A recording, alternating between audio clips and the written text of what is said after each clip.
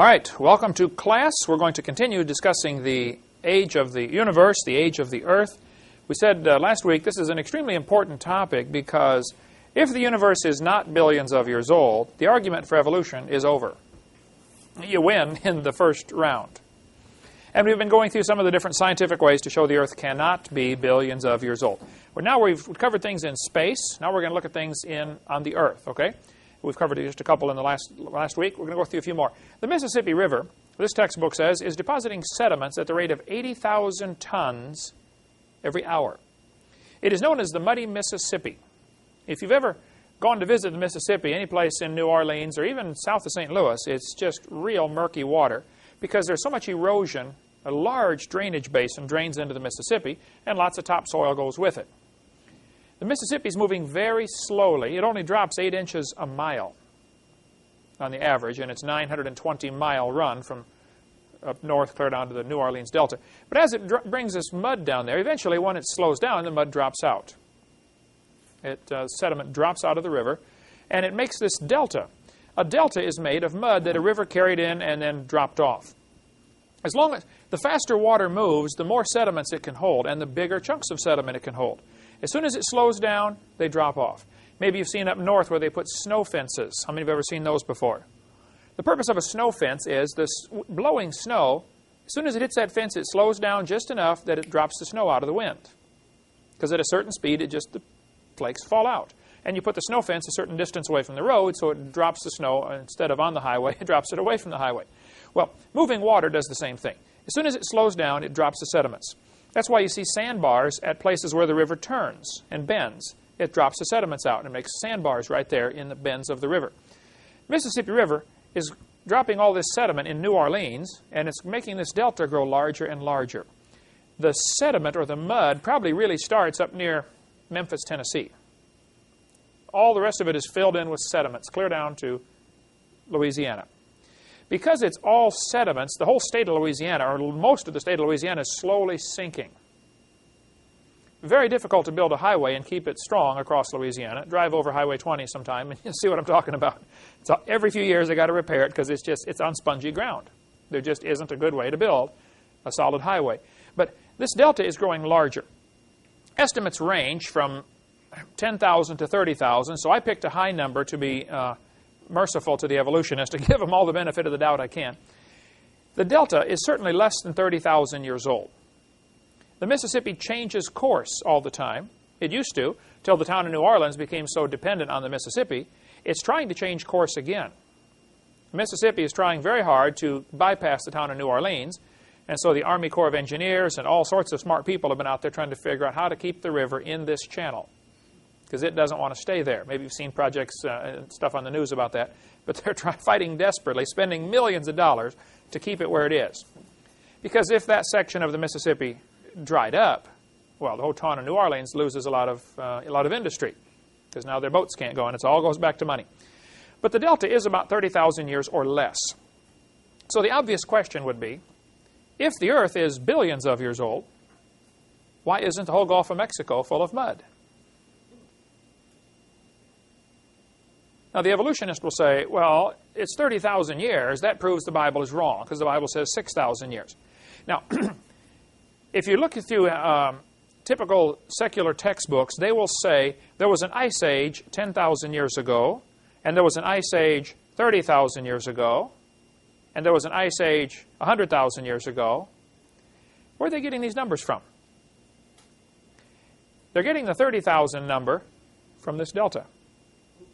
This is their explanation for why there's only 30,000 years worth of mud. They'll say, well, that was the end of the last ice age. That's their answer. Well, it could be there's only 30,000 years worth of mud out there because it's not millions of years old. They say the 10,000 years for the last ice age because of the Niagara Falls problem. That's their answer. Their answer is always, well, an ice age, reset the clock and started it again. Well, maybe so, but maybe the Earth is not millions of years old. The fact is, it's not full of mud. This is a picture of the oldest tree in the world. It's called the bristlecone pine trees in Southern California. They're in the White Mountains, way up in the mountains. Very inhospitable climate. Very little rain. The bristlecone pine, the largest one, they call it the oldest one, I'm sorry. They call it the Methuselah tree, is the nickname for it, for obvious reasons. The Methuselah tree is 4,300 years old. Now, you need to understand, tree ring dating is not an exact science. Trees, the rings on a tree do not indicate summer, winter, summer, winter. They can indicate lots of rain, lots of rain, no rain.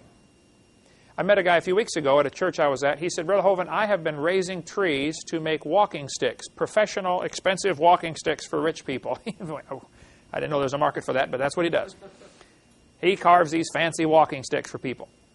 He says, I have raised thousands of trees and made these walking sticks. He said, I raised my trees for 7 years, cut them down, and they always have an average of 11 rings in 7 years. Well, how do you get 11 rings in 7 years if they're annual rings? See, they aren't annual rings. So tree ring dating is a far cry from an exact science, especially with these trees because they're such a gnarled mess. I mean, they kind of grow this way a while, and then they grow this way a while, and it's just not a simple science for counting these. And you don't want to cut it down to count the rings because then you found the age, but you killed the tree. So they've got a special drill.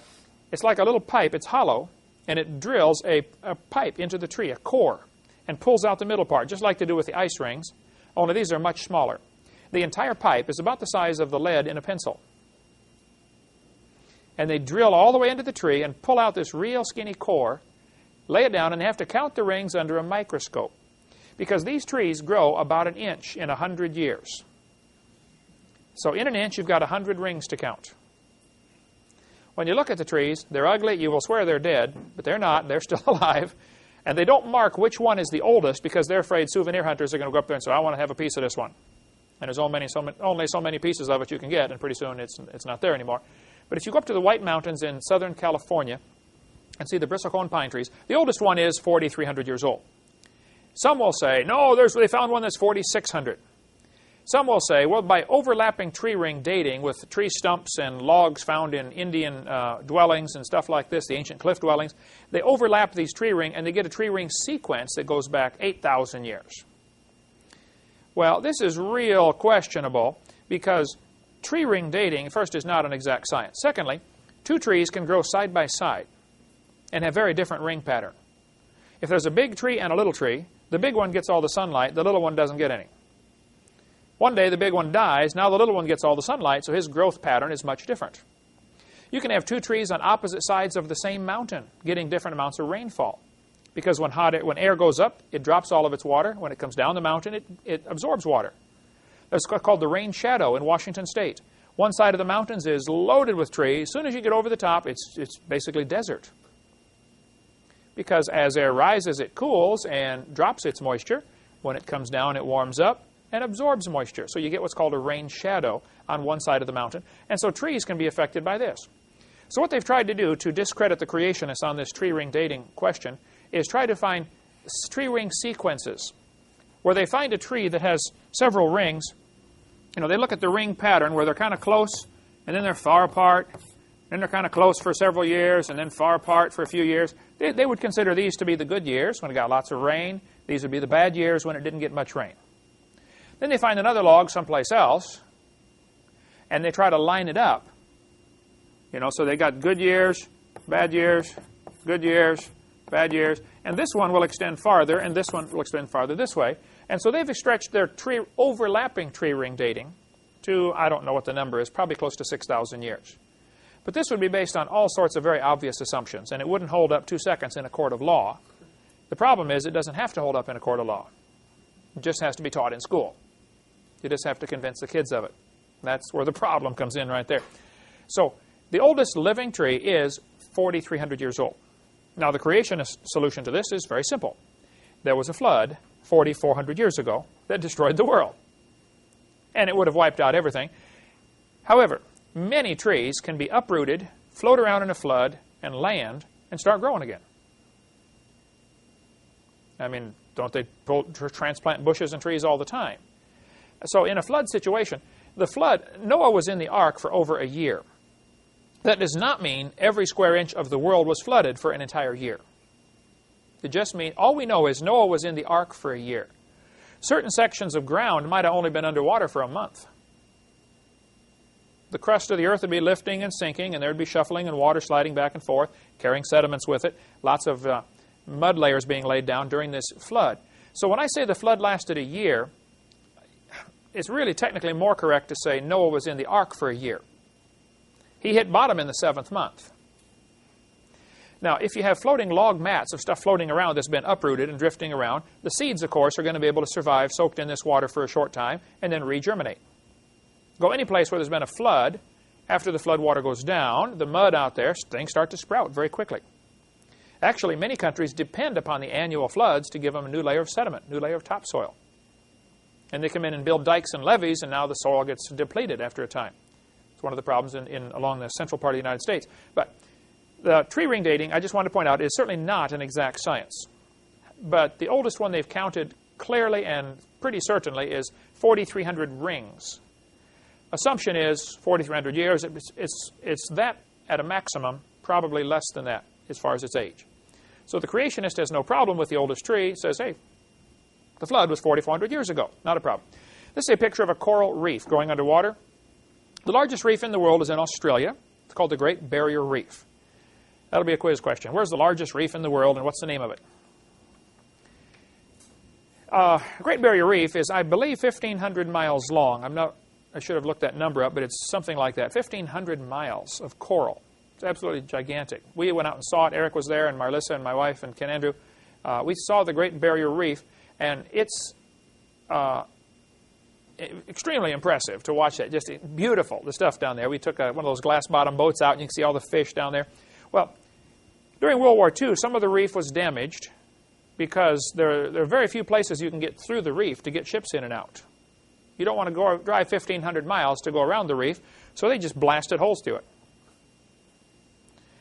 Now, based on the damage done to the reef, when they watched it regrow over the next 20 years, they did a study on this.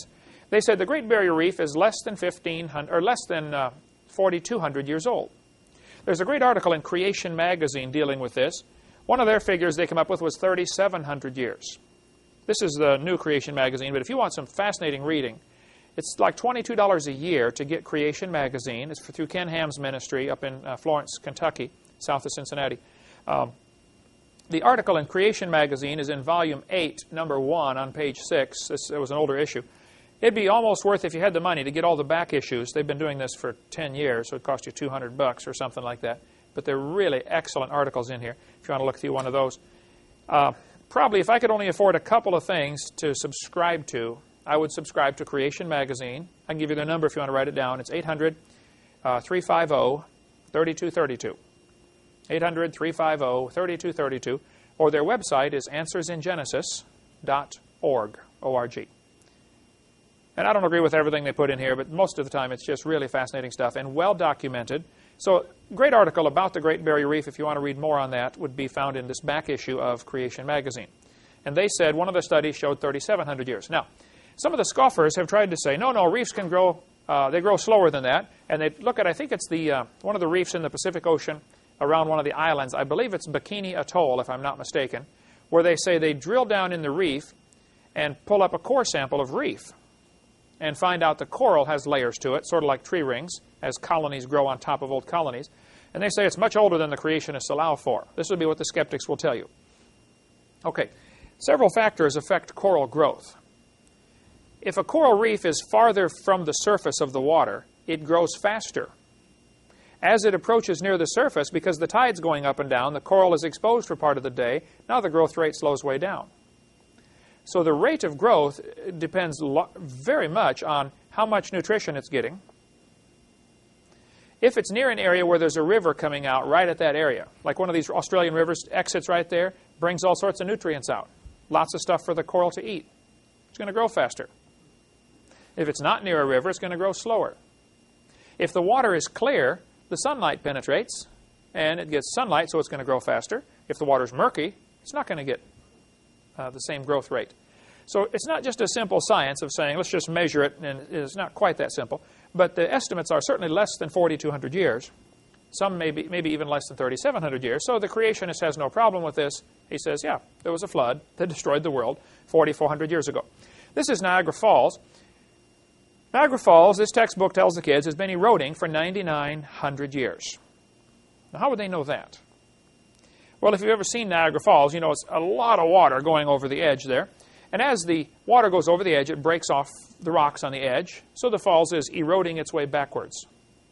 All waterfalls do this, depending on how hard the material is, and how much water goes over it, and how abrasive it is.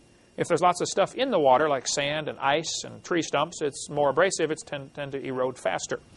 But the Niagara Falls is breaking rocks off the edge. The indication, since it was first discovered and at least recorded by scientists up there, back in the 1700s, they marked where it was. It's been progressively moving backwards. The Niagara Falls Museum Guide says it's been going 4.7 feet a year. That's what's been observed for several hundred years. Now, that doesn't mean the erosion rate's always been the same, but if you get a several hundred-year average, that's something to consider. Okay?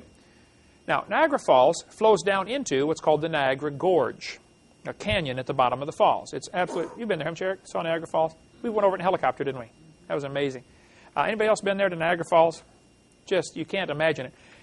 In 1930, I believe it was 1930, somewhere in there, they built a canal to drain the water off of the river to a hydroelectric plant. So the water has to flow through their turbines as it falls to produce electricity. Which means much or even sometimes all of the water can be channeled away and they dry up the waterfall, which stops erosion. But up until 1930, it was eroding 4.7 feet a year. Since then, it's eroded slower because they're diverting much water for hydroelectric power. They usually turn on the falls during tourist season, and for the rest of the year, they basically almost shut them down. They can divert the water to this hydroelectric plant. So they leave some going over for the tourist effect, you know. But they could, sometimes in real drought seasons, they'll have to use it all. Niagara, if you look at the Great Lakes, the 5 Great Lakes, they drain into each other. One fills up and spills over into the next one and spills over into the next one. This is the point where the Lake Erie spills over into, what's the lake above it? Ontario? Yes, Lake Ontario. So as it spills over, it runs through this little channel called the Niagara River, which is not very long. The right side, or the left side is Canada. The right side is New York. This town of Buffalo, New York, is right there, and then Ontario, Canada on the other side. But Niagara Falls has moved back about 7.5 miles from where it started. You can tell where it started by the edge of the old cliff. It's moved back 7.5 miles.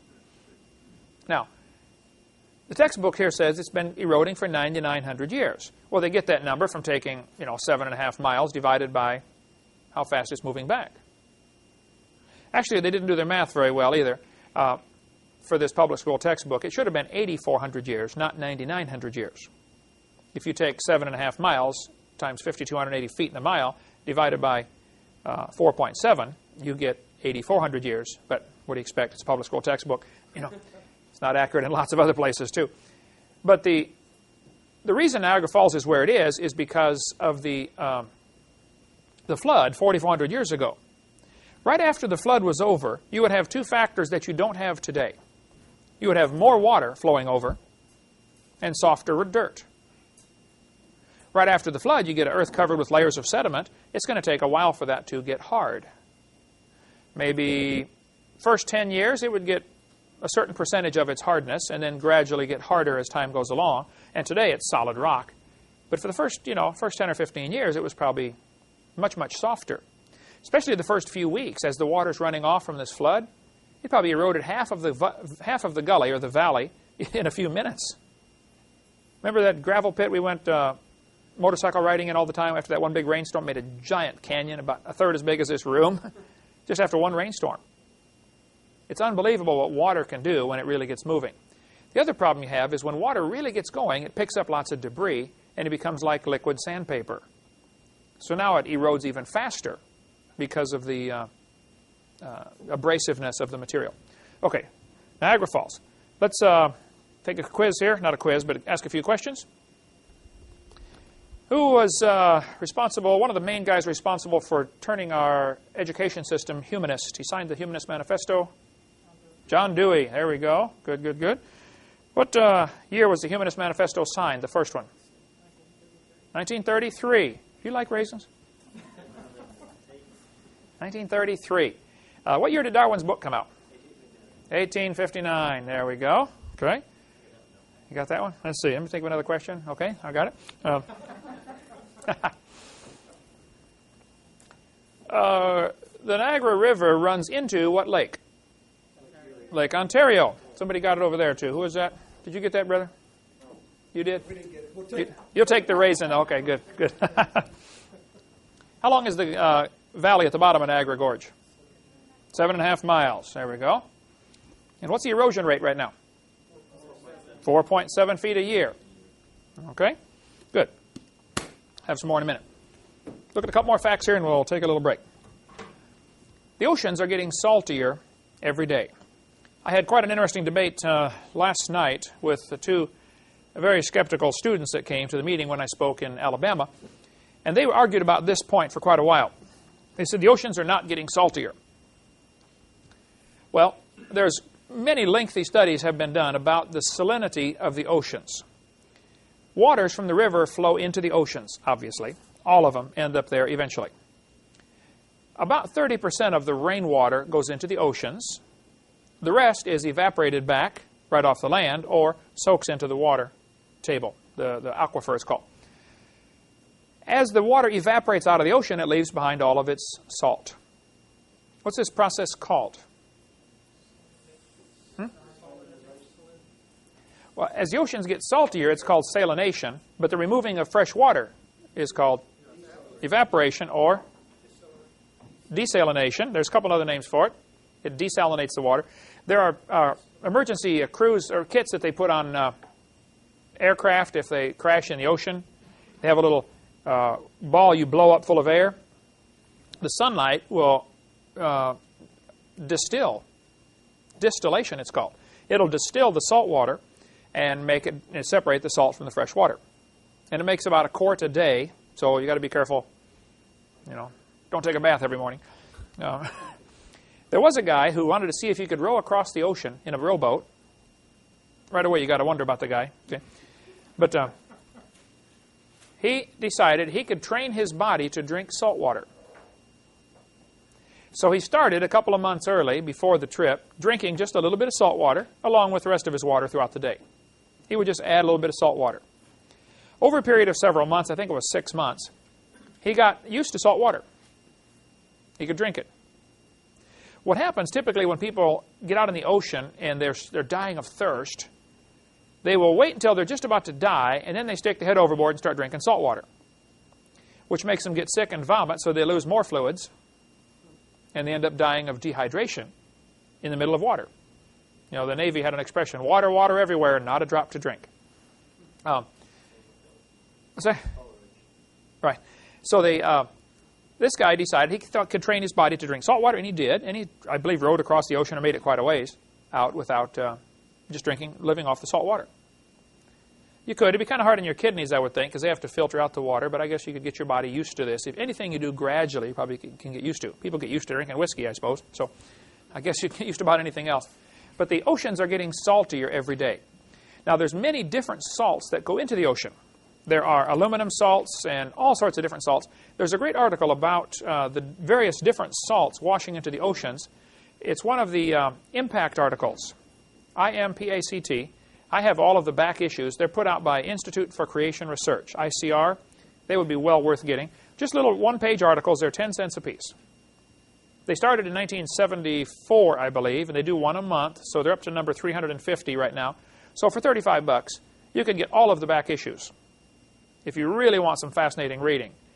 They have several of them just on this issue of how much salt goes into the ocean every year, and how much is the ocean gaining, how old can the ocean be based on the amount of salt it gains. And it depends which one of the salts you want to measure. And I don't know, there's probably 50 different salts that they measure in this study. But bottom line is, all of them give different ages, but many of them center around a 5,000-year figure. The ocean could have gotten where it is today in less than 5,000 years as far as the amount of salt in the ocean. Today it's 3.6% salt, and it could have gotten there in 5,000 years or less. Some of them give less than that. Some of the numbers are like 100,000 years for the salts. So these skeptics were saying, well, the ocean is getting rid of its salt. I said, really, how is it doing that? Well, one way they say is when the wind blows, the water sprays up on the beach and dries up and leaves the salt behind. Oh, well, how big of an area does that affect? We're, what, 6 miles from the beach? Do we get any salt spray here? No. You got to be within a very short distance of the beach. Well, as soon as it rains. As soon as it rains, it washes back in, you know. This is not a good way to get rid of the salt.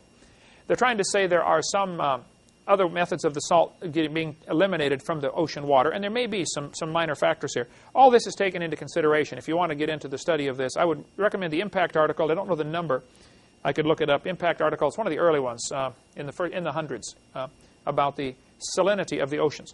Well, one of the skeptics asked me in a debate I was in one time. He said, "Now, Mr. Hovind, could you please tell the audience how the freshwater fish survived in Noah's flood?" Interesting question, because today freshwater fish and saltwater fish, can't survive in the opposite environment very long.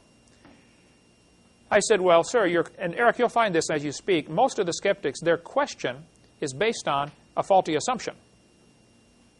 And all you got to do is look at the question they're asking you and find out where your problem is.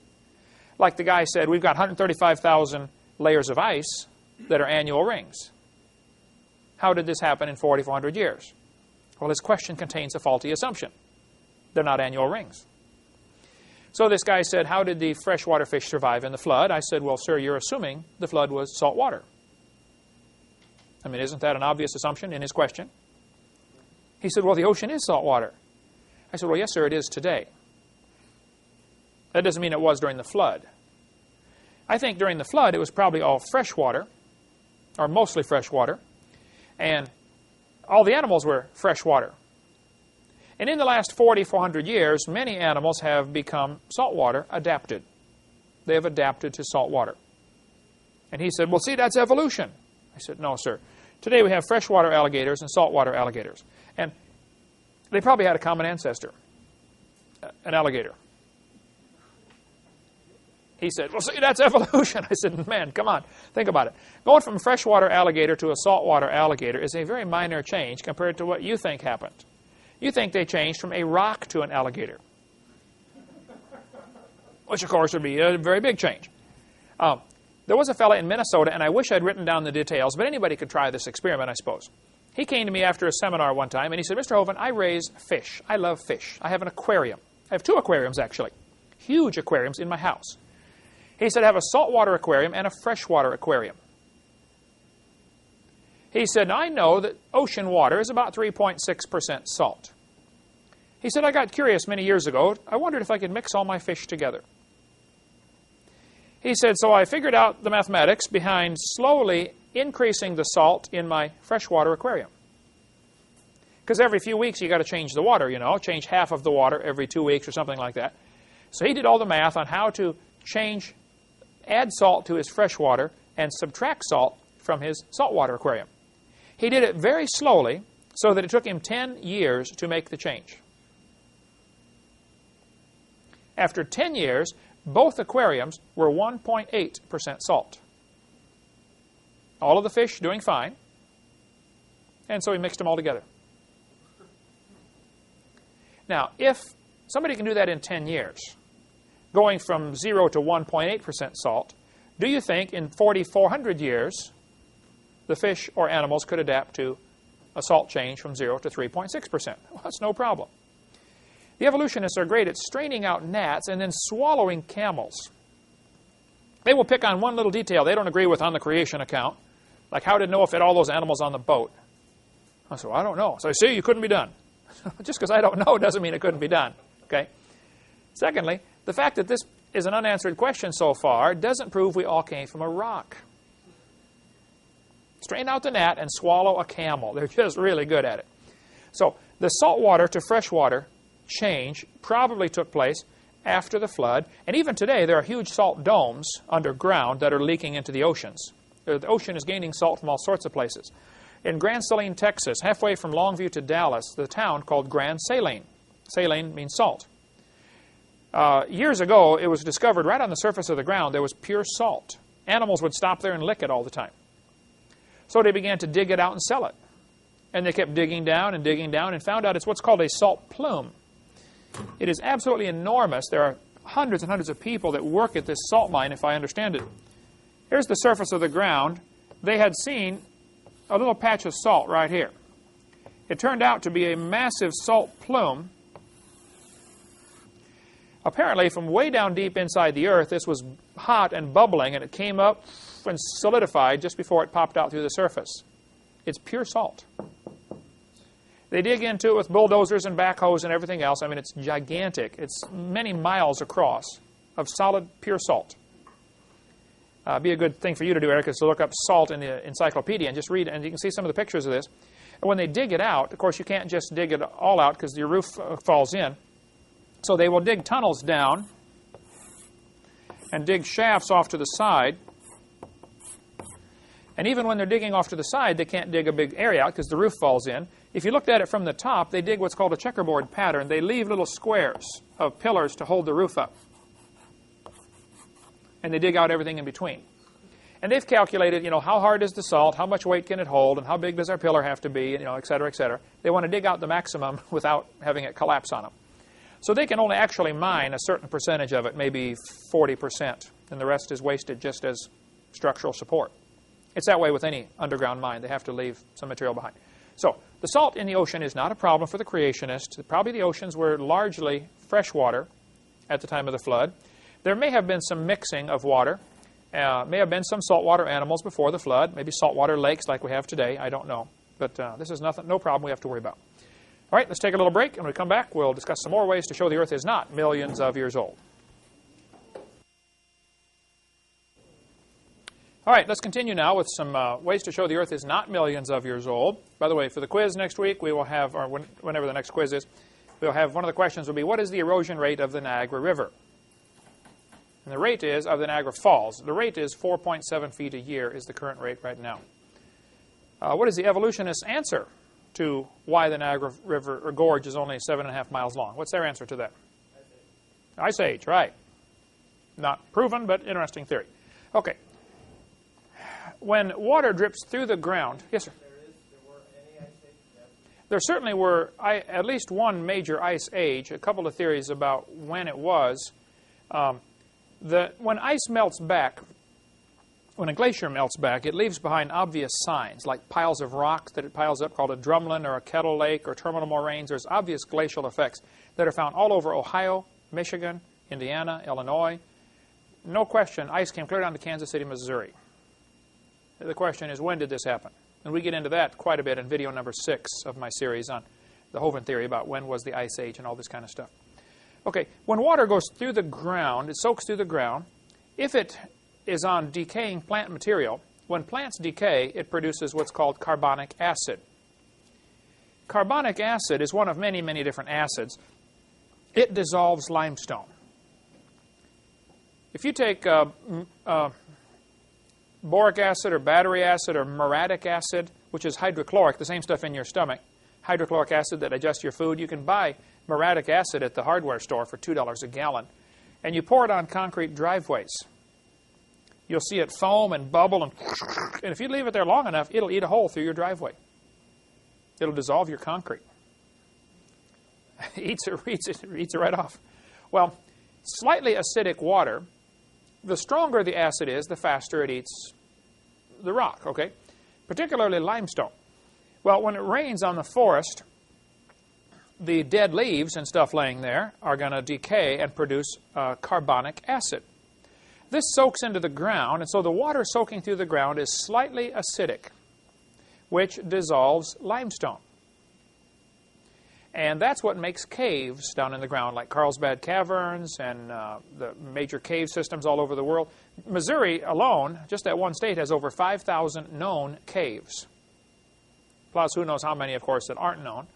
But the caves are, many parts of the world contain caves, and Missouri, Arkansas has lots of them because there's just lots of limestone. So this acid dissolves the limestone.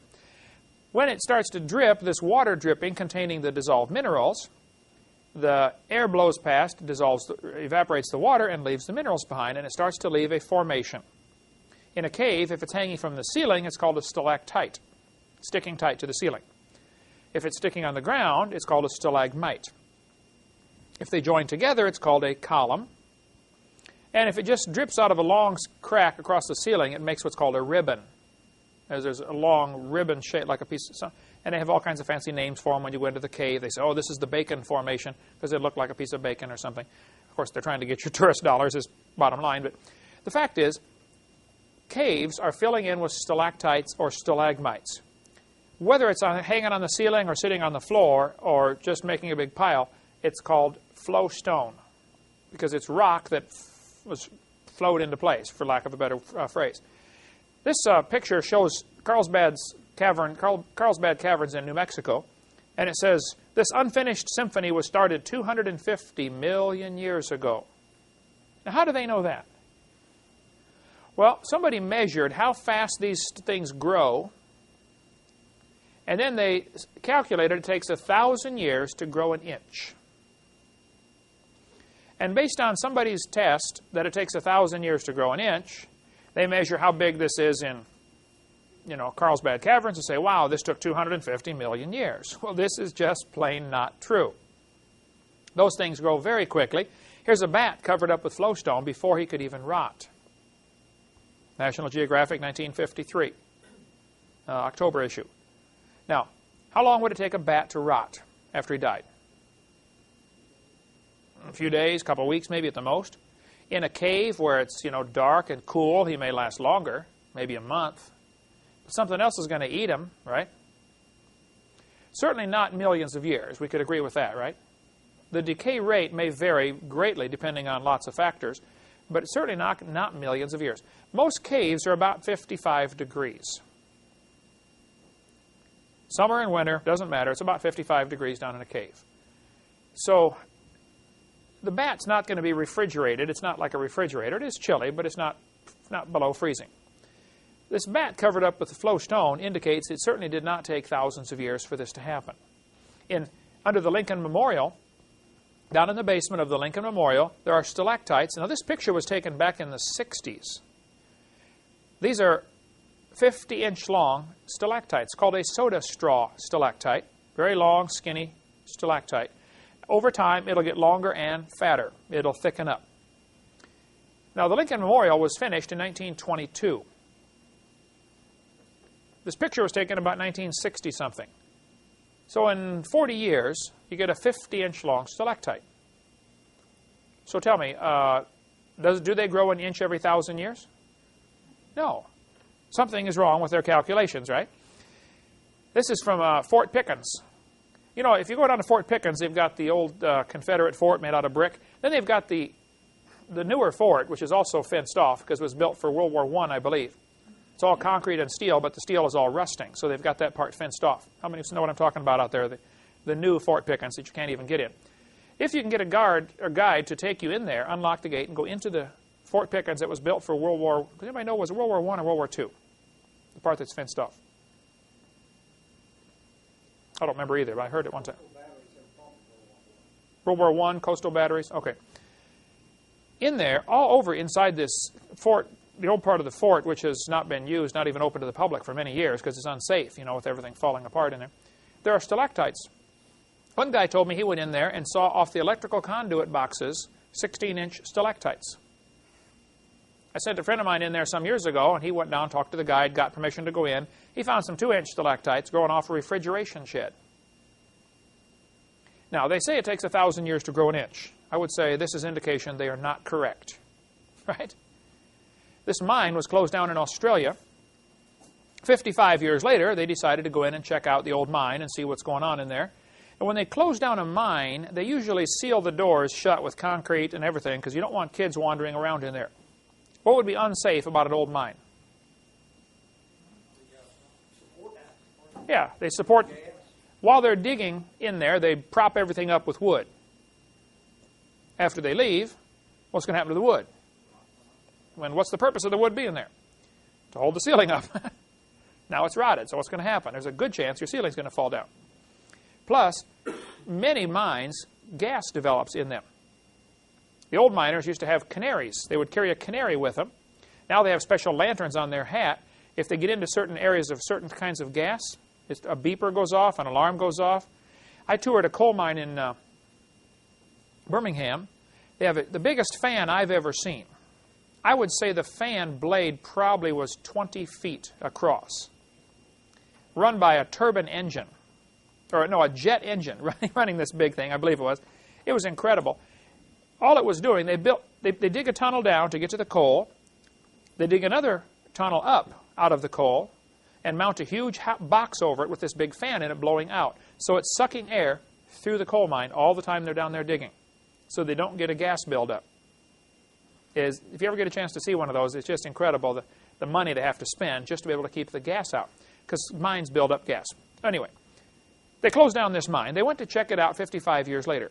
This picture from Creation Magazine, 1998, 1998, March to May issue, shows what happened inside that coal mine in 55 years. Now, not a coal mine, inside this mine. I don't know if it was a coal mine or a lead mine or what they were mining in that one. Lead mine, okay. This is in Australia. There are two people inside that circle, to give you an indication. Now, if you did not know anything about when this mine was dug, and you walked in and saw these huge flowstone formations every place, to the typical evolutionist, they would assume this is millions of years old, when we know it's not. A couple of years ago, when Eric graduated from college in Wyoming, on the way back from Bible college where he went, we stopped in Thermopolis, Wyoming, right in the middle of the state. Thermo means heat. This is called Thermopolis because there are hot springs that bubble up out of the ground. We stopped and saw the Teepee Fountain. In 1903, a guy had a mineral spring on his property, so he stuck a pipe in it, made the water bubble out the pipe. I didn't get to see the size of the pipe, but I would guess it's probably about a 4 or 6 inch diameter pipe. The water came up at the top of the pipe and ran down the sides. As it ran down, it evaporated, some of it, leaving behind a mineral deposit. You get these under your sink. How many have seen where your sink is dripping, you get the mineral deposits build up there, okay? Or the bathtub drips. Well, the guy died, and the pipe has been in his yard now for 97 years. Here's a picture of me standing next to it after 97 years. That would take some lime away, wouldn't it, to dissolve that? Now, they're going to tell you these formations take millions of years to form, and the simple fact is that's just not true. Under the right conditions, they can form very quickly. So don't let anybody tell you it takes millions of years. At the current erosion rate, the mud slides off the mountains, or it washes out down into the ocean. Eventually, it ends up from the top on the bottom. We have landslides, mudslides, ground creep. In California, when we lived out there are huge areas of California they don't allow you to build a house. Because when the ground gets full of water, it all slides down. The whole mountainside slides down, or just slowly creeps down. And you can see evidence of this all over the place. They put telephone poles in, and a couple of years later the pole is leaning, and pretty soon you know it's laying flat on the ground, because the ground is sliding down. And it wouldn't be safe to build there.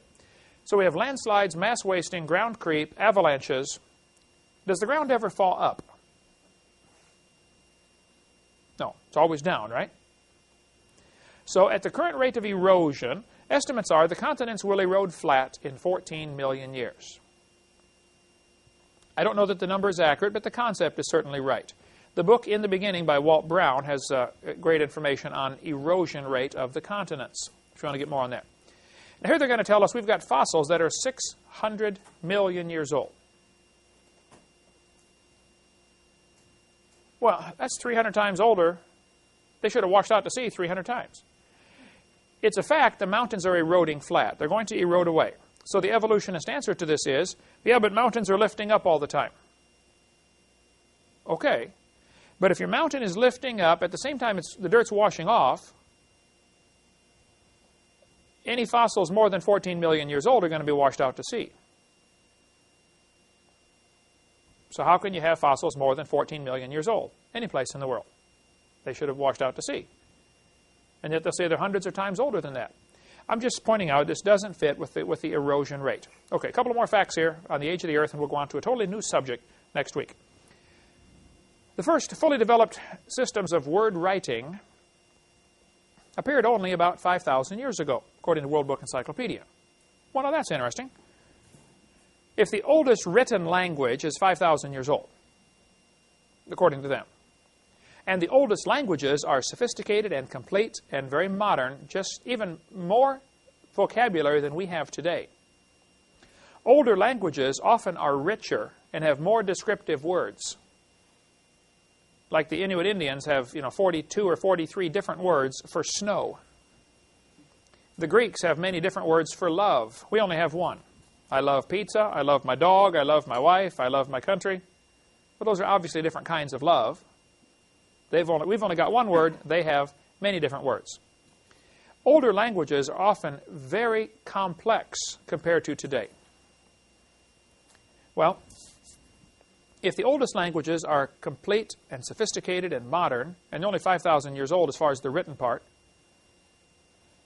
a great question I've asked evolutionists and I've never gotten an answer for it is, can you please explain to me how languages evolved from grunts and groans like animals have to sentences that portray thought? We can give somebody a concept. The sky is blue. What kind of a grunt would you have to tell an animal to do to explain to his brother or sister the sky is blue? They don't have any verbal communication like that. They don't portray thoughts and concepts like we do. And they don't preserve this knowledge and write it down for the next generation. The difference between the barks and grunts and groans and squeals of animals and language is a gigantic gap that cannot be bridged. Nobody has ever come up with a solution for how languages evolved. The simplest answer is God created Adam, fully formed. He could walk, talk, name the animals, and get married first day. It was a mature creation. And then the languages were confused at the Tower of Babel about 100 years or so after the flood, maybe 150 years, when everybody got confused into different languages. This was all done by the Lord. It had to just be miraculous as best I can figure out. But even still, all languages of the world have similar thought processes. They will have nouns to describe objects, and then they have adjectives. Noun to name the object, and adjective to describe it. Isn't it interesting that all languages have that same thinking process? You speak Russian, Ukrainian, and English. And if you think about it, your thought process in each one is similar. Now in Spanish, they put the adjective after the noun. See the tree, big, green, and beautiful? We would say, see the big, green, beautiful tree. They put the adjectives after the noun, but still, it's the same idea. You're describing a word with other words. And we can go on all day on languages. There's been many books written about this, how that languages simply could not have evolved. They had to be created. Chinese calendar says this is the year 4697. Now, that's interesting. If the Earth is billions of years old, why doesn't some culture have an older calendar than that? Some have argued that the Egyptian calendar is older than that. They will say it goes back, I think, 5,500 years or something like that. The problem with the Egyptian calendar, these guys obviously liked their pharaoh, or they had to pretend they liked their pharaoh or lose their head. They built these massive temples to bury them in. They greatly exaggerated how long they were pharaoh. Plus, there were instances where you have several pharaohs at the same time, like they're having a civil war and the kingdom breaks up into feuding factions.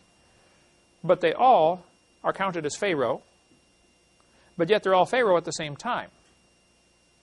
But when it ended up in the history book, they put them in chronological order. Well, this stretches the calendar out farther than it actually should be. It's very close to impossible to get accurate dates in secular history beyond about 1500 BC. It's very difficult even to look at the Exodus. The Exodus was about 1400 BC when Moses led the children of Israel out of Egypt. And people argue about the exact year, and I don't know, get into all those kind of discussions, but the fact is it's very difficult to get accurate secular histories before 1500 BC, 3,500 years ago. So there certainly is no proof from secular history or from written language that there's anything more than 4,400 years old, except some of these exaggerated calendars like the Egyptian calendar, which stretches things out. Civilizations, the first really world empire was Nebuchadnezzar, king of Babylon. That's 600 BC. Don't you think if man had been here for 3 million years, somebody would try to set up an empire before that? Isn't that interesting that you have your first world empire in 600 BC with Nebuchadnezzar, king of Babylon? The books today, I tell my folks, I'm very concerned. They're no longer really books about science. They're actually books about evolution. It seems like somebody wants to use our school system to teach their philosophy to the next generation. I think I know why. We'll get into lots more of this later. But our founding fathers in this country had a slogan: life, liberty, and pursuit of happiness. Now, what on earth is that? Define that, please. Really, it's tough to put a picture to that. The real original slogan was life, liberty, and property.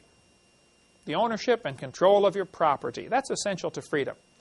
But they said, we hold these truths to be self-evident, that all men are created equal. They are endowed by their Creator with certain unalienable rights. Rights that you can't put a lien against. For instance, do you have the right to breathe? Where does this right come from? From God, right? Do you have to get a permit to do that? No. Do you have the right to get married? Who gives the authority to get married? God does. About 100 years ago, some people got tricked into getting state permission to do something God already said they could do. And there was no such thing as a marriage license until about 100 years ago.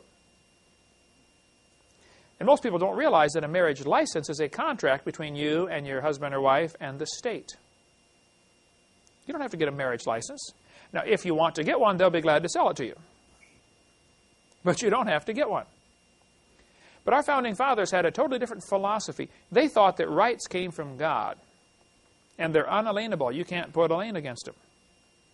Now, if you get a bunch of folks together who believe that, they don't make good slaves. They're going to throw the tea in the harbor and rebel against King George, eventually. So, suppose you and a few hundred of your super rich gazillionaires decided you're going to have meetings a couple times a year and discuss how can we control the entire world. We would like to have us, the smart guys, be the rulers of the world, and everybody else be our rice farmers, our slaves. Now, in Egypt, when Joseph became the ruler of Egypt, what percentage of the profits did he take away from the people? Anybody remember? What was their tax in Egypt? 1/5. That's 20%. You know how much of your income goes to taxes in America today? 45 to 50%. The slaves in Egypt were better off than we are, weren't they? They only took 1/5. Throughout the Scriptures, you see that where 10% belongs to God and 10% or 20% max would go to the government. You got to have taxes for certain things. I understand all that, and I pay lots of taxes, okay?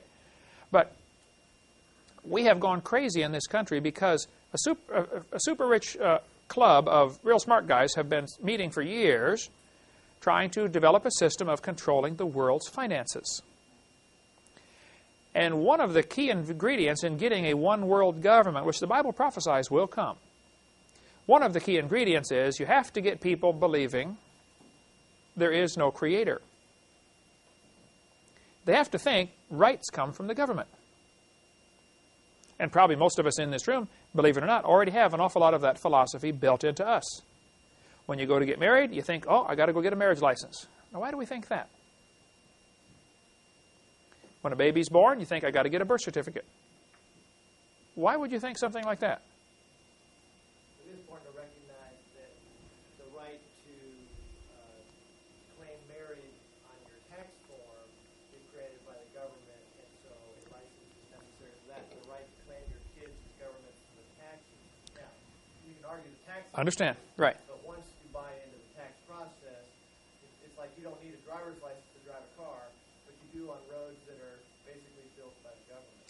This opens up a whole can of worms of who gives authority to do what, and what are you going to buy into.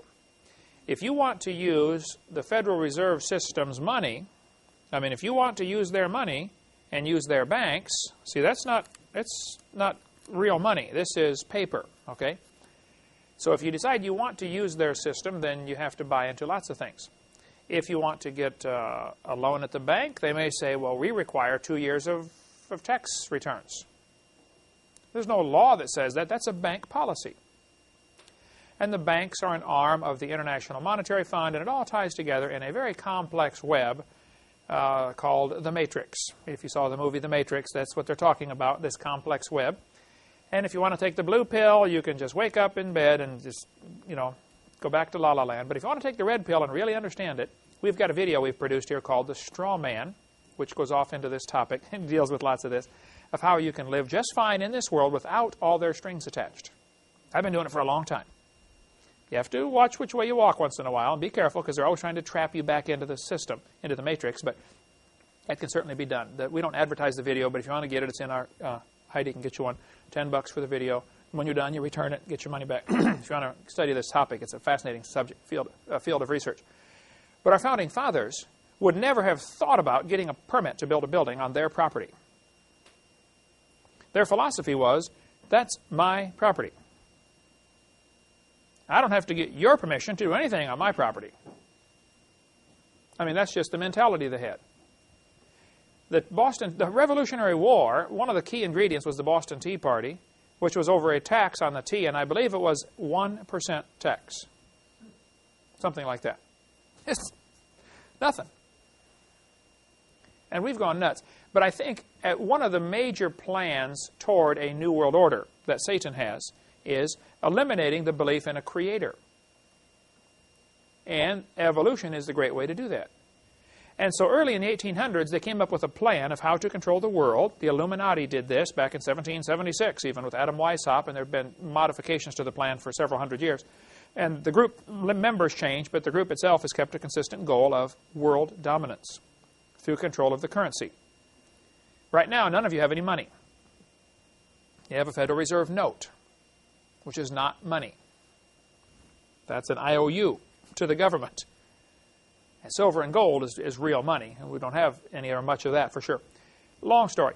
But I believe education was, first of all, public education was called for and planned as part of this major plan toward a one-world government.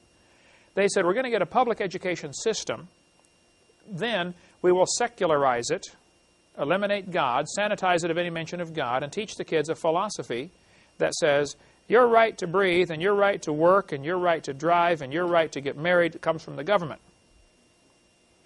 And once you get this philosophy ingrained in them that the government gives, the government takes away, everything comes and rises and falls on government. And believe me, we've got that philosophy here, don't we? Our country is saturated with it. So is most of the other world. But that is a major key ingredient in planning toward a one-world government, which was Satan's plan all along. God's plan in the Bible, if you compare what God said in the Bible compared to what's happening, you'll see there are very many differences. They talked about every man having his own vine, his own fig tree, owning your own property. They had a system set up in Israel where if you lost your property because you were, poor management or whatever reason, you got it back every 50 years, called the Year of Jubilee. Ownership of property is essential. And I think we've lost some of this basic philosophy of what does the Bible say versus what's happening around us. Now, because we're already using Federal Reserve notes and we're already using a Social Security number, the next step is very simple. If you want to continue getting our benefits, you come down and get a little microchip put in your hand or in your forehead, or else you can't buy or sell. We're just a few steps away from that. The chip's available right now. I've got a couple of the chips in my office. You can get the chips right now. That's not hard. Somebody told me a few months ago that 75,000 Americans already have one of the chips. Interesting. They advertise for people to try it out. Yeah. Come get a chip. Go to the store, pick up all your groceries, and walk out. It automatically deducts it out of your account by that little chip when you go through the archway, the sensors. It's coming, folks, okay? Our job as Christians is to be wise as serpents and harmless as doves, to walk carefully in this crooked and perverse world that we're living in. And I want you to see, one of the reasons for this great age for the earth propaganda is to draw kids away from believing in the Bible. There's a great video called Let My Children Go that says 75% of all children raised in Christian homes who attend public schools reject the Christian faith by the end of their first year of college. Jeremiah Films put it out. Why on earth would 75% of the kids reject the faith?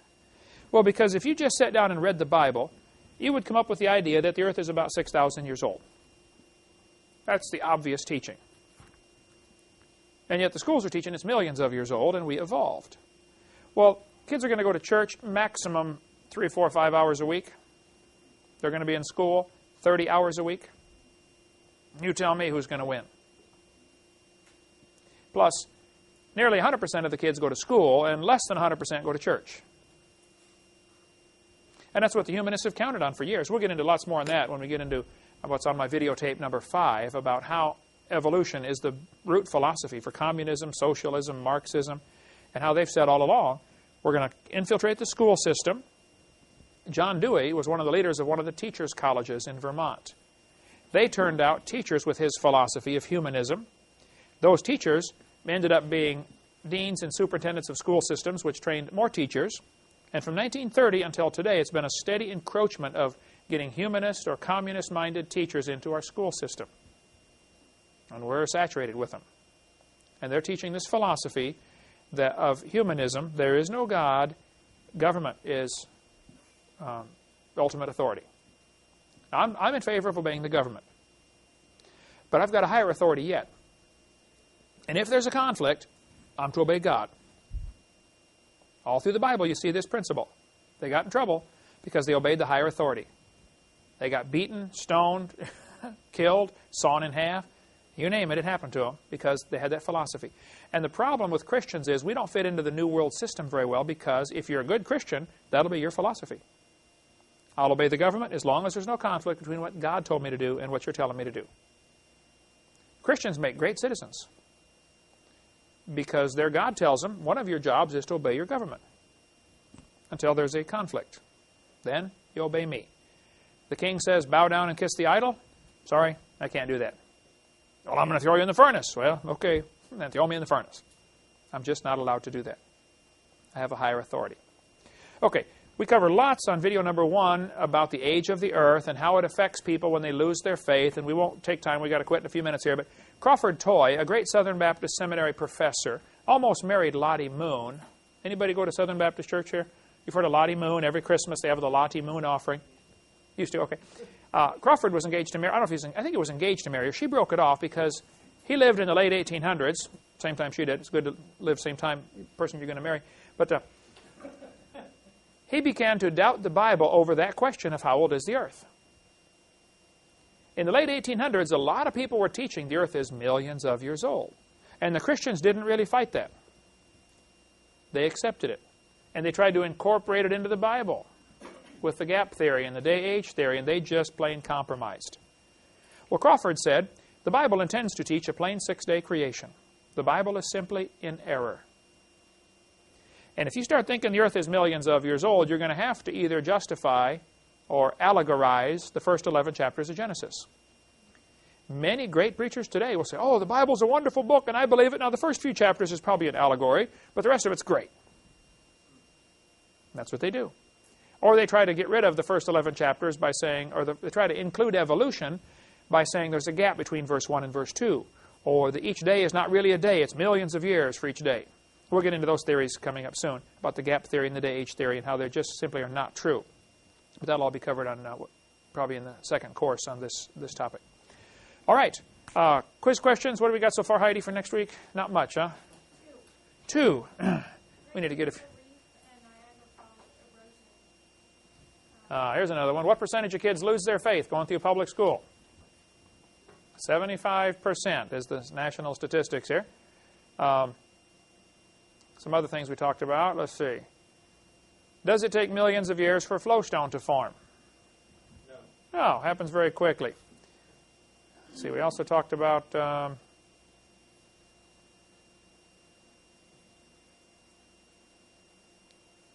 what is the percentage of salt in the ocean right now? 3.6%. Right. And Niagara Falls erosion rate. There we go. Well, that'll be enough. We'll have some more bonus questions on there from things we've covered, but that'll be enough for quiz questions. Thank you so much. We'll see you in next meeting.